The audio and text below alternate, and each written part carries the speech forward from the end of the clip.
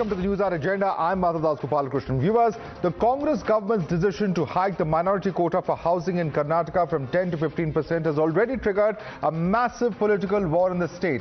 But now, the state government is in the eye of a storm after an audio clip is going viral, purportedly featuring Karnataka Congress MLA B.R. Patil.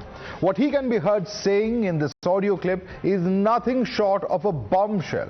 He's accused officials linked to the government's Rajiv Gandhi Housing Corporation of large-scale corruption. Patil is also the deputy chairman of the Karnataka State Policy and Planning Commission. He's claimed that houses under the scheme were allotted only to those who paid bribes. This audio clip is reportedly a conversation between B.R. Patil and Sarfaraz Khan, the personal assistant to Housing Minister Zamir Ahmad Khan.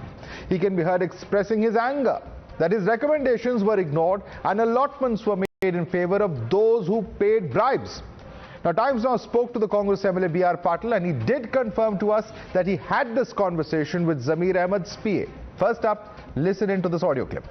मेरा letter भेजा था वो नहीं हुआ, वही letter ग्राम पंचायत के chairman मेरे पास से लेके गए और पैसा देके लेके आए घर में कर। अब हमारी इज्जत क्या रहेगा? ऐसा किया है, I will hang that fellow who has done it, sir, 100%. Hang नहीं, एक आदमी नहीं, बहुत लोगों को हैंग करना पड़ता है। आप दो, आप मुझे दो sir, at least will see what has happened sir. आप थोड़ा मुझे प्लीज दीजिए सर। 950 हाउसेस। हाँ ये सर, मैं आपको अभी हाफ एन आवर में ये पैसा दे के लाए। मैं अभी चेक करके बताऊँ सर। आप चेक करते मैं मुंह खोले तो सरकार हिलेगा। Now, you heard what the Congress MLA had to say. It's an open admission of graft. He alleged that bribes were taken in house distribution. This included 950 houses in his own constituency, including 200 houses in Munali, 100 in Hittala Shirur, 200 in Dangapur, and 200 each in Kavalaga and Madiyar. This clearly gave BJP an opportunity to attack the Congress government. The BJP says that this exposes corruption in Karnataka.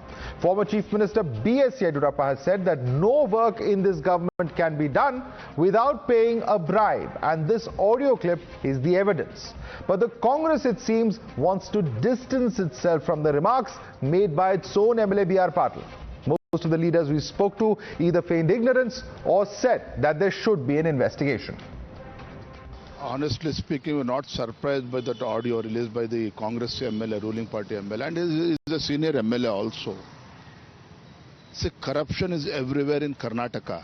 After this Congress government has come to power, BJP has repeatedly claimed Karnataka Congress, they want to convert Karnataka as an ATM, and this is the result.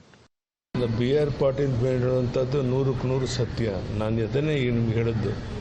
ಹಣ ಕೊಡದೆ ದುಡ್ಡು ಕೊಡದೆ ಯಾವುದೇ ಕೆಲಸ ಆಗೋದಿಲ್ಲ ಅನ್ನುವಂಥದ್ದು ಸಾಬೀತಾಗಿದೆ. ಬಡವರ ಮನೆ ಬೇಕು ಅಂದರೂ ಸಹ ದುಡ್ಡು ಕೊಟ್ಟೆ ಮನೆ ತಗೊಳ್ಳುವಂಥ ದುಸ್ಥಿತಿ ಬಂದಿದೆ. ನಾನು ಹೇಳ್ತಾ ಇಲ್ಲ.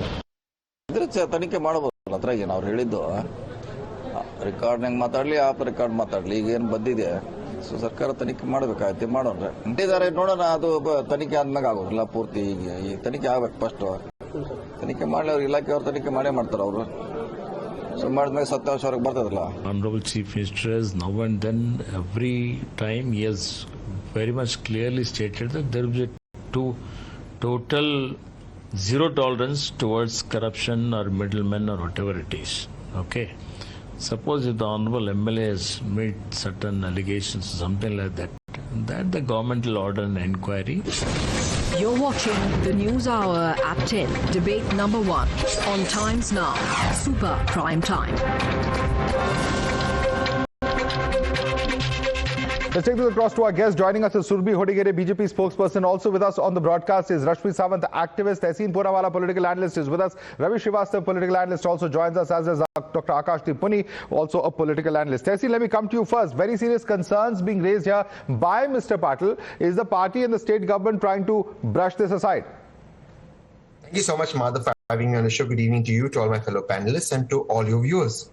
On the contrary, this shows that the present government in Karnataka, the state government, the Congress government, is the most transparent government in the history of Karnataka.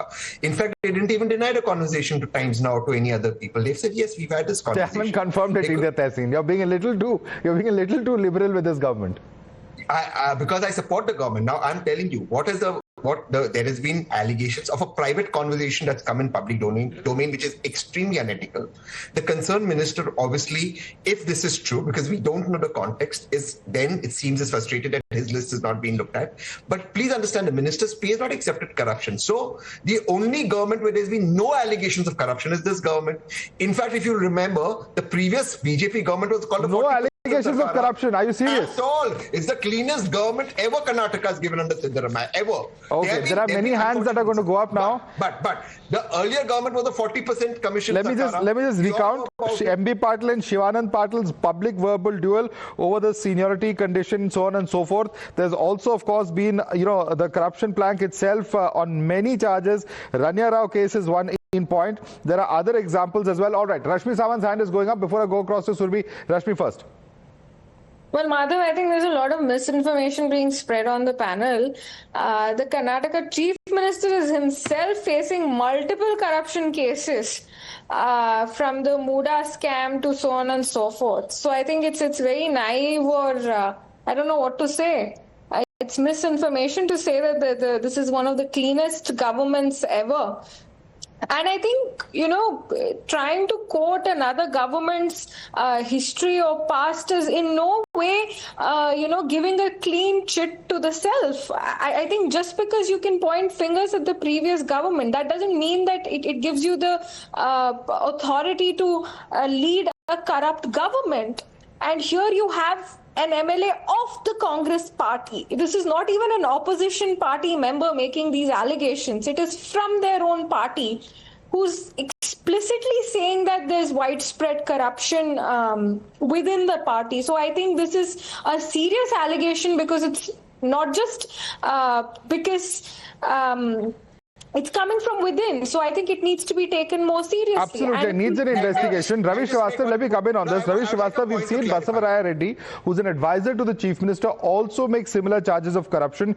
He has said that there were undeserving people who received BPL cards. Confirming his claim, the State Labour Minister then said that there are many who are availing schemes without being eligible. This is open admission of corruption happening. This is not the only case. There are other charges also that have been made. What is one to make of this? Should this not be inquired thoroughly? Madhav, first of all, I think BJP has got no business to take a high moral ground, because Mr. Yedurappa himself lost his chair for the corruption case. So they can't quote anyone else. And as far as Bombay government was concerned, there was 40% Paytm Sarkara and all that, we know all very well. And the contractor association which made the allegation, the president was also killed. I think he died or something like that. So there were a lot of charges against them. But leave aside that. But here the point is that if allegations are there, allegation does not make anybody a criminal. So you go for the investigation. If something is there, let it come out. Because I think Siddaramaiah at no stage has said that we will not go for the investigation. Irrespective of the case, if the charges are there, let there be going for the investigation is one thing, Ravi Srivastava, but the very fact that you rode to power on that 40% Sarkara charge means that your government should have been far better, far cleaner, and definitely above board. That hasn't seemed to have happened. I think the issue is that the guarantees which were given by the Congress government, the 5 guarantees which they have fulfilled as well, and the other issues concerning the governance, I think corruption is one part of the governance also. So if the corruption charges are there, and that too other panelists have said coming from within has got more weightage. So it shows that there is a lot of transparency and openness among the people. So they are making charges in open. So let there be investigation. So corruption is okay as long as there is transparency. Surbi Hodigere. That's a very interesting take. It actually sheds a good light on what's happening in Karnataka today. I first want to address this, this spin doctrine that Tehseen Poonawalla is attempting. Somebody's coming and accusing of corruption that makes no sense, but the government is so clean that they can handle this. Let me remind Mr. Tehseen Poonawalla, not anybody, the Chief Minister of Karnataka himself stood in the assembly and said, no, we have not lost 187 crores in Valmiki scam, just 89 crores. Valmiki board, ST Nigam, these are things that help marginalized communities in the state. And you tell me that this is a government that is cleanest of them all. Don't tell me about 40% Sarkar. I do not want to sit here and listen to that about it, because the same Contractors Association, sir, has said that this Congress government is at 60%. Forget that. You don't want to take their word for it. The fact that the 40% Sarkar charge was never proven. It's all out there. What has happened to it? Nothing has happened. Instead, what we're seeing is a chief minister himself accused of corruption, a deputy chief minister who, by the way, this whole corruption is in the open thing. Now in Bangalore, there is no negotiation of local leaders in corruption. There is a rate card. That is how bad corruption is in Karnataka. I don't have to say this. Everybody is talking about it. It is being funded. Corruption is so and so that the Congress party in India is being funded by the tax-paying money of Karnataka. That's what we saw in the Valmiki scam. I'm saying this very responsibly. Charges have been laid out and there's been an investigation. Elections are being funded by the taxpayers of Karnataka. And when an MLA of their own party comes out and says that this is happening day out in the open, we must absolutely take it seriously. But it's something, he's voicing something that the people of Karnataka already... And he's not the only senior leader. He's not the only senior leader. In fact, come in on this, Mr. Muni, because you have over here the BJP spokesperson come out to say that it was 40 then, it's 60 now. The larger question then, of course, that comes out is that you have other Congress leaders who come out to say, Basavaraj Rai Reddy himself, who is the Chief Minister's economic advisor, says that Karnataka is #1 in corruption. When there are top Congress leaders saying so on record, there's nothing left to the imagination. Is there, Mr. Muni? See, Madhavji, B.R. Patel has not yet given any certain proof regarding his allegations. And he has not made any formal complaint. Still, till the point there is an investigation, we cannot say he is right or wrong. He has not yet made a complaint. But if we agree with his point of view, then we have to also agree with the point of view of BJP MLA, Basam Gowda Patil, who said that there is a 40,000 crores COVID scam during Bombai's government in 2023. So we also have to agree with BJP MLA Pandurang Madhavkar, who said that Goa government is the most corrupt government and they don't have I'm quoting him, not corruption, but they are looting. And he said this in conversation with General Secretary B.L. Santosh. We have also to agree with BJP Moti Singh, who said that in last 42 years, they have not seen such a corrupt government in Uttar Pradesh. If we agree with B.R. Patil, then we have to agree with these all people also. Okay. We have to wait for investigation. If the investigation proves the shoe fits both ways. There were allegations within the BJP also. I know Mr. Patil Yatnal is no longer with the BJP, but answer that question, Surabhi Hodegere, because it's important. There were corruption charges during the previous BJP regime as well, and that's undeniable. Corruption charges are, easy to make. The fact that there has been proven corruption in the Valmiki Nigam scam, in the Muda allotment, in the fact of smart meters, sorry sir, is there a point that you want to make? This has all been noted in the High Court order with the Muda scam, with Valmiki scam. This is something that the government has accepted. So where is it that this is merely a corruption charge? There are proven points already to show that this government is incredibly corrupt. And that is not something that is, it's not even up for question or discussion anymore. Yes, somebody within the party has come out and, risen this sort of a charge. That just shows the extent to which the corruption has prevailed in Karnataka. Okay. That is the point that we are trying to make. Whether this MLA chooses to, file criminal charges, whether they want to go ahead or not, but look at the optics of the situation. Look at how bad the situation is, that somebody within their own party, and these are the same MLAs, by the way, who have been complaining multiple times. I heard of a guarantee mention over here. The same guarantee money, Grihalakshmi, has not reached the deserving people for months. Instead, it's been going to Congress party workers who are part of this guarantee overseeing committee. Yes, I think Ravi should answer that. Ravi, we were talking about implementing the guarantees have not been implemented, point number one, and you were also wanting to respond to the point she was making about the High Court observations, which she says shows the extent of corruption. Quick response, Ravi Srivastava.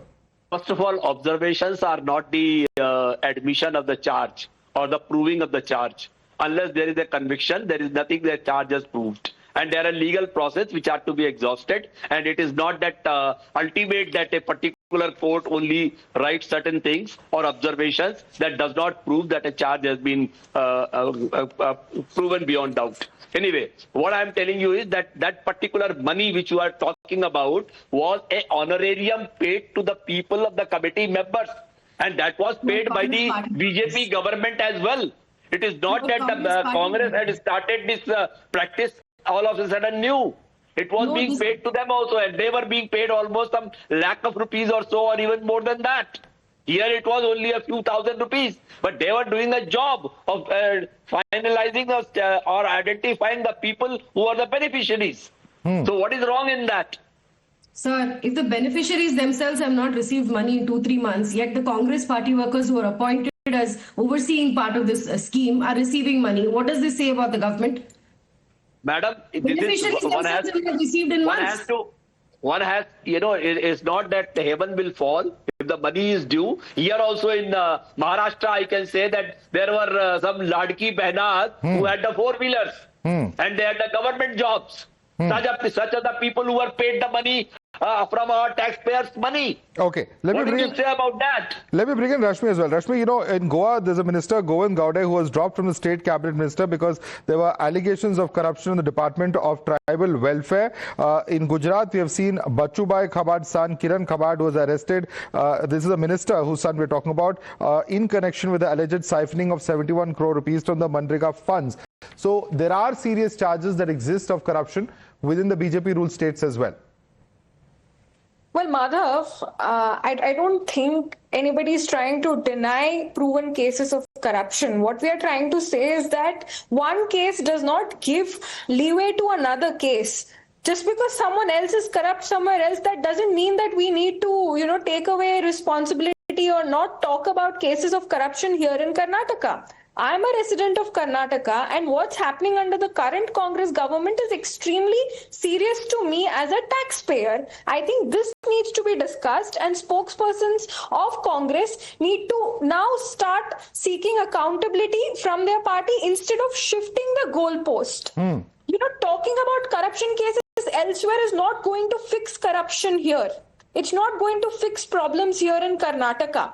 And what Surbhi's been saying about the rate card that's been set up, I mean, this is common speak among citizens now. This is not just constricted to political circles or, it's just not, words exchanged between... Taseen, rate card surely not a laughing matter. It's very serious. Why not institute an inquiry? The entire debate with respect to Rashmi has been about hearsay, and with respect to Surbhi has been about hearsay. How? Permit me.